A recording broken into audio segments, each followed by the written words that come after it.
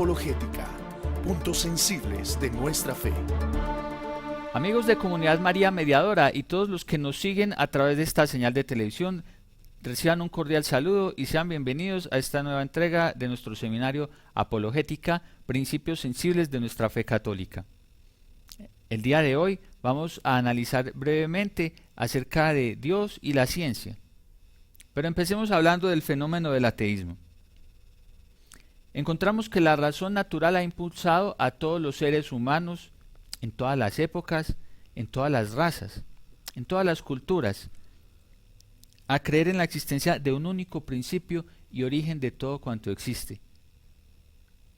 De distintas maneras, con un mayor o menor nivel de elaboración, todos los seres humanos han creído firmemente en un ser superior con quien buscan relacionarse y rendirle culto. Sin embargo, con el transcurso del tiempo han surgido pensamientos, ideologías que han tratado de explicar los fenómenos que nos rodean de una manera materialista y racional, excluyendo la fe en Dios. A estas personas, a esta escuela de pensamiento, es a lo que llamamos ateísmo, lo cual significa sin Dios. En la actualidad encontramos varios tipos de ateos. Primeramente podríamos hablar de unos ateos prácticos, que son aquellos que viven simplemente como si Dios no existiera.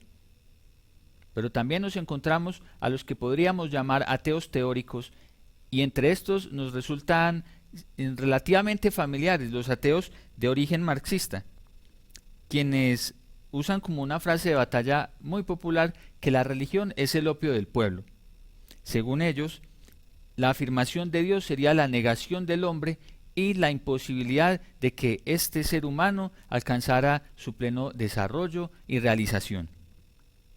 También entre la comunidad científica encontramos una corriente atea que pretende explicar todos los fenómenos del universo simplemente con argumentos científicos. Proponen que la idea de Dios es superflua e innecesaria para la explicación de todo el acontecer del universo.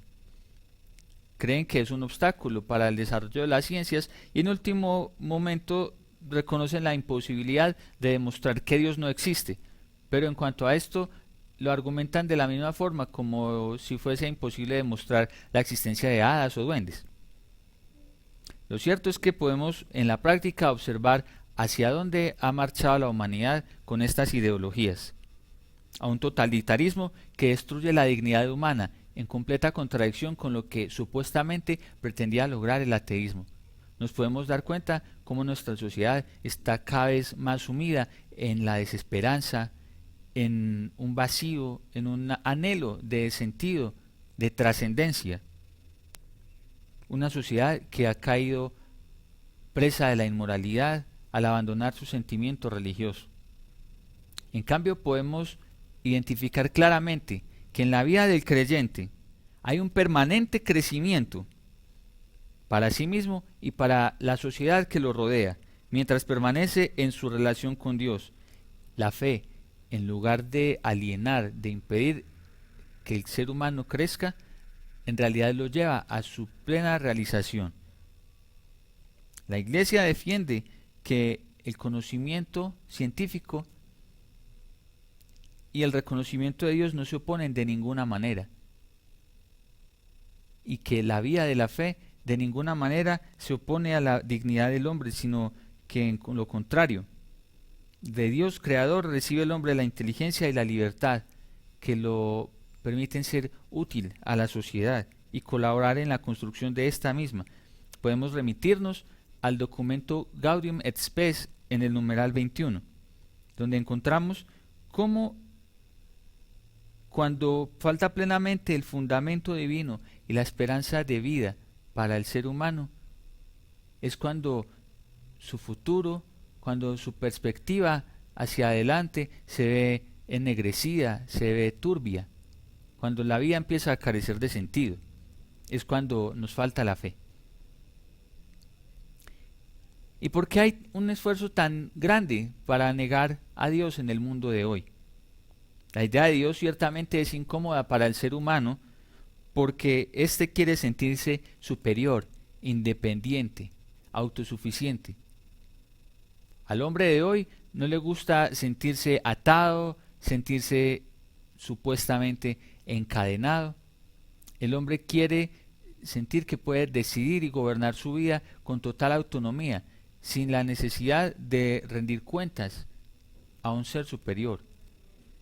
Para el hombre de hoy es muy cómodo creer que él se basta a sí mismo y así poder satisfacer libremente sus placeres y sus pasiones carnales y el hedonismo que hoy parece gobernar a la sociedad. Cualquier parecido con el plan inicial del demonio de destruir el plan de Dios para el hombre no es en realidad coincidencia. Si nos remitimos al capítulo 3, versículo 5 del libro del Génesis, encontramos cómo desde ese instante el enemigo planea que el hombre se sienta superior a Dios y enalteciendo su egoísmo, trata de arrancarlo de las manos de ese mismo Dios. Pero al contrario de lo que propone el ateo, pausa Julio, desde al contrario, listo. Al contrario de lo que propone el ateo, y como comentamos al inicio de esta charla, nuestro intelecto busca desde lo más profundo, con tremenda necesidad, poder dar respuesta al sentido de su existencia. Y en esa búsqueda, en ese anhelo de ese ser superior de nuestro Dios, de una manera inteligente y racional podemos argumentar a favor de su existencia y encontrar que claramente desde la razón podemos comprobar que efectivamente sí hay un ser superior, sí hay un Dios que no solamente es el creador de todo cuanto existe, sino que se interesa por los hombres, sus hijos, sus criaturas. Veamos un poco ahora acerca de la historia de las primeras comunidades cristianas. Y en esta historia encontramos cómo San Pablo, que fue un muy activo predicador y evangelizador, realizó distintos viajes para llevar la palabra de Dios a todos los pueblos cercanos. Entre estos viajes, Pablo llegó hacia la península griega, donde se establecieron algunas de las primeras y más importantes comunidades cristianas, de las cuales encontramos referencia en el Nuevo Testamento. Por ejemplo, encontramos cartas que San Pablo dirigió a los corintios, a los tesalonicenses, a los filipenses. Posteriormente, durante su viaje, Pablo llegó a Atenas, donde realizó una valiente exposición y defensa de la fe cristiana. En este ejercicio de San Pablo, muchas personas empezaron a interesarse y a conocer más la fe de nuestro Señor Jesucristo, y con el tiempo este diálogo entre el pensamiento cristiano y el pensamiento helénico sirvió para que muchos de los primeros padres de la Iglesia encontraran en la filosofía y en el pensamiento de los griegos herramientas válidas e importantes para el sustento y defensa de nuestra fe. Vamos a ver brevemente algunos de estos elementos que le sirvieron posteriormente a nuestros padres de la Iglesia para este fundamento de la fe. Recordemos que Aristóteles fue uno de los principales pensadores y científicos de la antigua Grecia, y varios de sus planteamientos fueron útiles para el pensamiento científico occidental, incluso hasta hoy. Apoyándose en varios de los elementos de la exposición de Aristóteles, Santo Tomás de Aquino elaboró argumentos que hoy conocemos como 5 vías, mediante los cuales se puede demostrar racionalmente la existencia de un ser superior, la existencia de nuestro Dios. De estas 5 vías, por ahora vamos a analizar la primera, que tiene relación con el problema del movimiento en la filosofía. Vamos a tratar de exponerlo de una manera sencilla para todos. Encontramos en todos los seres que hay cambios o movimientos. Un ejemplo, tenemos el agua fría que puede volverse caliente. Encontramos cómo un objeto cualquiera simplemente se traslada de un lugar a otro. Y en estos movimientos los seres alcanzan una perfección, lo cual significa que alcanzan una cualidad que antes no tenían, o quizás pueden perder una cualidad que antes tenían. En nuestro ejemplo, tenemos agua que en el primer instante está fría y más adelante está caliente. Decimos que adquirió una perfección, es decir, la cualidad de que ahora está caliente.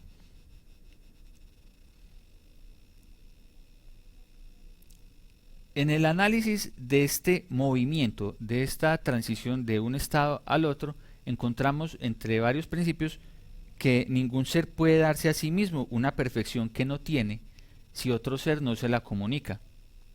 Es decir, el agua que tenemos inicialmente fría no puede calentarse por sí sola. Requiere de un agente externo, sea el fuego, sea cualquier otra fuente de calor, para poder adquirir esa cualidad nueva de estar caliente. Entonces, con estos principios, brevemente, encontramos que el movimiento es el tránsito o el paso de la potencia al acto, es decir, el movimiento es el estado de un ser que se encamina a recibir una nueva cualidad o una perfección que aún no posee. De manera más sencilla, podemos decir que el movimiento es el estado del agua que está camino de calentarse. Está calentándose, pero aún no ha logrado el calor. Este proceso es lo que llamamos el movimiento. Y después de estas nociones breves, podemos analizar lo que es la primera vía, expuesta por Santo Tomás. Resulta evidente que hay movimiento en los seres. Esto nos es claro por la experiencia. A cada momento de nuestra existencia podemos percibir cómo hay movimiento en los distintos seres que nos rodean en la naturaleza. Entendemos pues, como cuando analizamos el ejemplo del agua, el ser que confiere, que transmite su movimiento a otro ser, él mismo tuvo que haber recibido anteriormente movimiento de otro ser, y así sucesivamente. Es decir, que todo movimiento que vemos en la naturaleza requiere de algún agente que lo haya movido anteriormente. Sin embargo, no podemos continuar indefinidamente. Tomemos como ejemplo un tren. En el tren hay una sucesión de vagones enganchados. Pero si no hubiera una locomotora que lo arrastrara, no habría manera de explicar el movimiento de este tren. Entonces el tren no podría moverse. Si pusiéramos uno tras otro infinidad de vagones, pero no pusiéramos una locomotora que les diera impulso, no podríamos explicar el movimiento de ellos. Es un problema similar al de esa famosa pregunta de ¿qué fue primero, el huevo o la gallina? Pues necesariamente tiene que haber un primer ser que haya dado impulso y movimiento a todos los demás. Tiene que haber uno primero que no haya sido movido él mismo, pero que haya sido quien originó el movimiento de todos los demás seres del universo. Es necesario en este razonamiento aceptar que tiene que haber un primer motor no movido, que es la causa primera de todos los movimientos del universo, y a ese primer motor no movido es a lo que llamamos Dios. Así como en esta primera vía, las otras 4 vías expuestas por Santo Tomás usan argumentos tomados de la filosofía y el razonamiento para demostrar que es necesario para cualquier explicación de los acontecimientos que podemos presenciar en la naturaleza, de todos los fenómenos que observamos en nuestro universo. Es preciso, decimos, aceptar la existencia de un ser superior que es el origen y la explicación de todo cuanto hoy podemos percibir y conocer a través de nuestros sentidos y de nuestras reflexiones.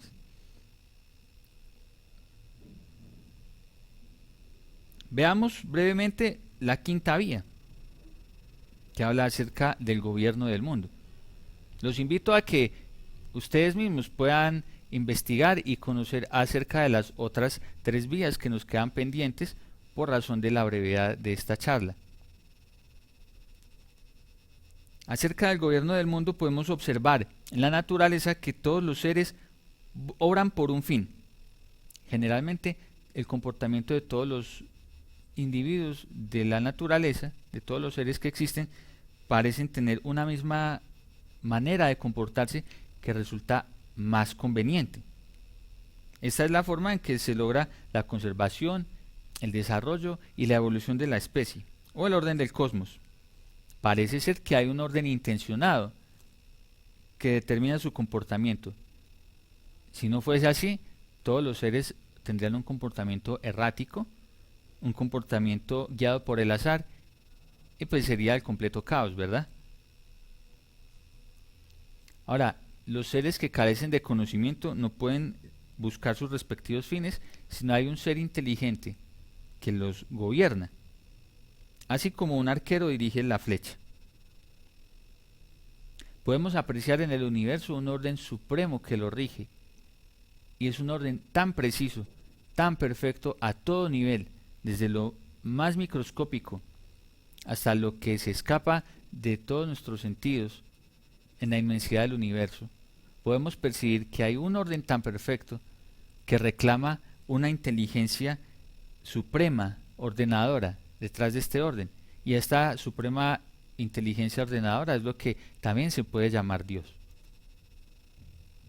Es inaceptable la idea de que un orden tan complejo y perfecto como el que presenta el universo y que ha presentado a lo largo de millones de años, como nos enseña la ciencia, haya sido producto del azar. Vamos a tomar un ejemplo muy sencillo.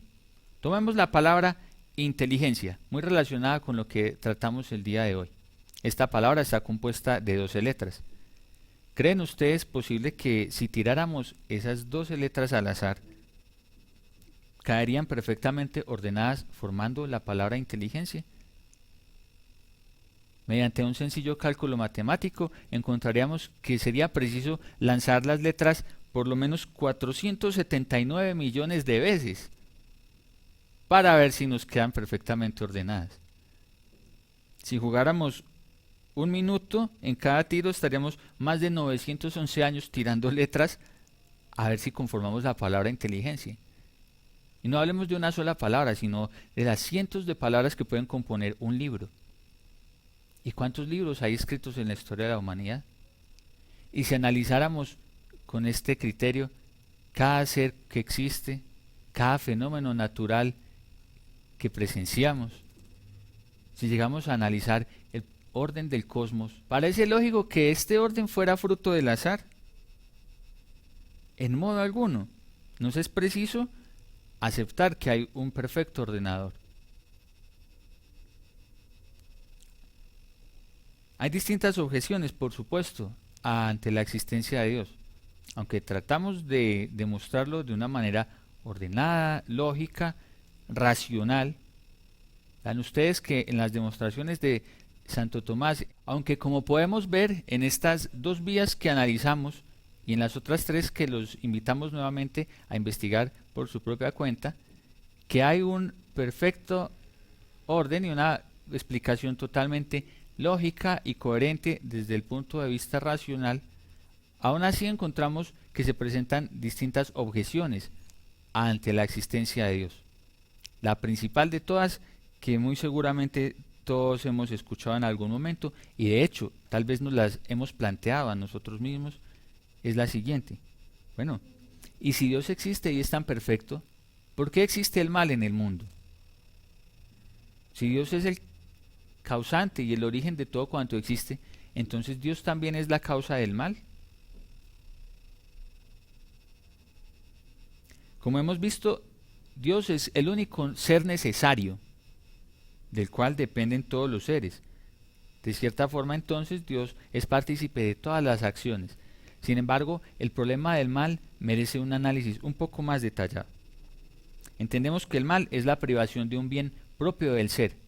Podemos hablar de un mal físico. Por ejemplo, en el ser humano es natural que podamos ver, de manera que la ceguera es un mal. Sin embargo, así como hablamos de un mal físico, también hay que hablar de un mal moral, porque el ser humano tiende a una perfección, es decir, a una cualidad moral que debería tener y que en ocasiones está privado de ella. Por ejemplo, la deshonestidad. Seres humanos estamos naturalmente llamados a la justicia. Sin embargo, encontramos en la experiencia que hay hombres deshonestos. En todo caso, el mal no existe por sí mismo. El mal siempre existe en una criatura, en un sujeto, que como ser es bueno. Entendamos también que en una acción mala hay que distinguir dos elementos. El ser que la comete, que como dijimos es un ser esencialmente bueno, y el acto cometido, que cuando infringe el orden moral es malo. Dios es la causa de todos los seres, efectivamente, pero también sabemos que Dios ha dado libertad al hombre. Existe lo que conocemos como libre albedrío. Dios no es causante del mal. Efectivamente podemos analizar que el mal que vivimos en nuestra sociedad, el mal moral al que nos enfrentamos, es producto del ejercicio de la libertad humana. Pero no es un mal que Dios procurara para sus criaturas. Solo que Dios, por respeto a la libertad del hombre, tolera el mal. Si Dios violentara esta libertad, no tendríamos mérito y tampoco tendríamos derecho a recompensa. Entonces no tendría ningún valor, ni sentido, ninguna acción buena que se pudiera realizar. Seríamos simplemente poco más que marionetas, que títeres en manos de un titiritero. Y si no hubiera posibilidad de odiar, tampoco habría posibilidad de amar. Si Dios no respetara la libertad humana, pues ¿qué sería del ser humano? Poco más que un títere. Además, en ocasiones, si Dios tolera el mal, es porque, por extraño que parezca, este mal puede contribuir a un bien superior. Para concluir, hablemos brevemente acerca de los científicos que creen en Dios. Recordemos que hay algunos científicos racionalistas que se empeñan en atacar la idea de la existencia de Dios, aun a pesar de las evidencias, y pretenden explicar que Dios no es necesario para entender el universo y la vida. De hecho, argumentan falsamente que la religión ha estado opuesta al trabajo y al acontecer científico. No hay nada más falso que esto. La Iglesia en general siempre ha sido favorable al trabajo científico e investigativo. De hecho, las primeras universidades europeas fueron auspiciadas por la Iglesia. En los monasterios se cultivó y se conservó muchísimo del conocimiento antiguo. Muchos papas incluso apoyaron económicamente a muchos científicos. De hecho, aún hoy existe una academia pontificia de la cual participan muchos de los más brillantes científicos del mundo, incluso algunos que ni siquiera son católicos. Por otra parte, cientos de los más brillantes científicos de la historia han sido al mismo tiempo fervorosos creyentes, ya sea musulmanes, judíos o cristianos. Hemos encontrado en estos hombres de ciencia al mismo tiempo que una profunda inquietud por la investigación y por el conocimiento de los fenómenos naturales, una profunda devoción y respeto al Creador. Podríamos decir que en el trabajo de estos hombres se encuentra implícito un acto de profunda adoración y alabanza al Creador, a través del ejercicio de su labor científica. Encontramos a personajes como el musulmán Al-Khwarizmi, que nos es conocido por ser llamado el padre del álgebra. Podemos encontrar en la historia a un personaje como Leonardo da Vinci, que fue un ingeniero, matemático y artista católico muy reconocido. O Nicolás Copérnico, que fue un clérigo católico polaco, un astrónomo muy brillante, que dio una explicación totalmente renovada al movimiento de los astros. Podemos encontrar a un matemático brillante como Carlos Gauss, quien fue luterano. Podemos encontrar a un médico ateo, tremendamente ateo, que se llamaba Alexis Carrel, que al presenciar un milagro en Lourdes se volvió católico. Este Alexis Carrel fue premio Nobel de Medicina en 1912, por ejemplo. Y como estos pocos, podremos encontrar cientos de ejemplos de científicos, de brillantes hombres de ciencia, de la historia y de nuestro tiempo actual, que defienden y proclaman su fe con la excelencia de su carrera científica. Amigos, nos queda por hoy la invitación a que profundicemos, a que estudiemos un poco más acerca de esta historia de la ciencia, acerca de la historia de nuestra fe, y que podamos encontrar que en realidad no hay ninguna oposición entre Dios y la ciencia, sino que cada una de estas formas de nuestro conocimiento, el conocimiento científico y nuestra vivencia religiosa como seres humanos, en conjunto nos permiten trascender, nos permiten avanzar y crecer, caminar como seres humanos persiguiendo nuestro objetivo y fin último, que es la vuelta al ser que nos creó. Amigos, para terminar quiero invitarlos de nuevo a que investiguemos, a que profundicemos un poco en la historia de nuestra fe, así como en la historia de las ciencias.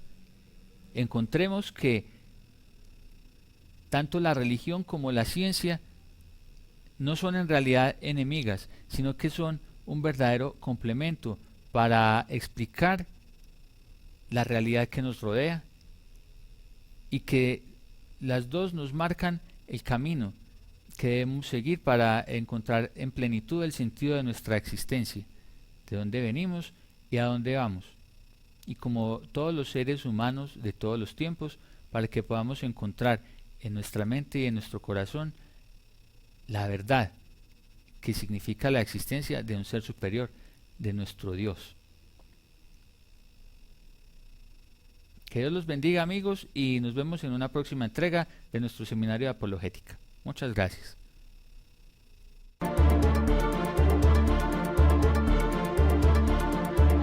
Apologética, puntos sensibles de nuestra fe.